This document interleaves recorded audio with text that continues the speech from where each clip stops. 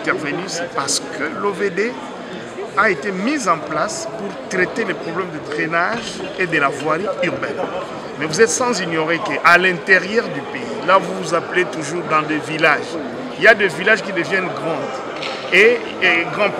Il y a aussi des agglomérations qui augmentent en nombre de densité d'habitation, de personnes et d'amélioration des immeubles, tout ce que vous voulez, l'aménagement de ces villes. Et c'est comme ça qu'on a même pris une ordonnance créant des cités qui sont devenues des villes. Par exemple, la ville d'Idiofa, la ville de Mangaï, la ville de Libaya, la ville de Panou, la ville, ainsi de suite, qui ont commencé par des communes et en finir dans des villes. Et les communes, vous savez que c'est une administration citadine.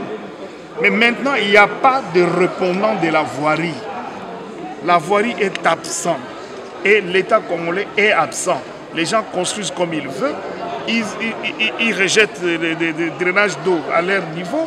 Ils font tout ce qu'ils peuvent faire sans assistance de l'État. C'est de ça qu'il était question. Ils voulaient savoir auprès du DG de nous éclaircir quelles sont les dispositions de loi ou de principes réglementaires qu'ils ont mis en place pour ces genres d'agglomération dans les milieux ruraux. Un constat amer se dégage face aux états des routes en République démocratique du Congo. Faudra-t-il admettre que c'est un problème d'homme ou bien c'est un problème de matériel? Tout ça ensemble, parce qu'en fait, il y a toute une procédure.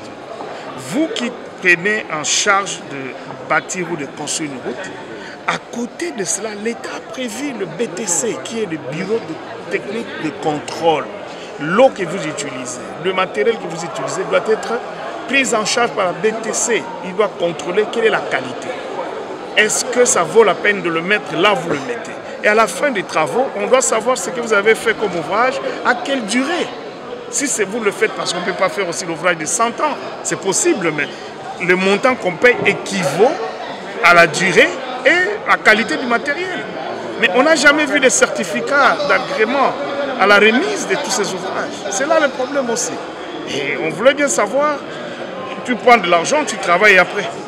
Qui vient certifier le travail pour dire voilà, ce que vous avez fait, c'est bien fait, vous avez utilisé des matériaux qu'il fallait et que la durée que vous avez donnée dans votre cahier de charges tient à la chose. Merci. C'est comme ça que vous voyez toutes les routes, on fait en 1 mois, 3 mois après, il y a des trous.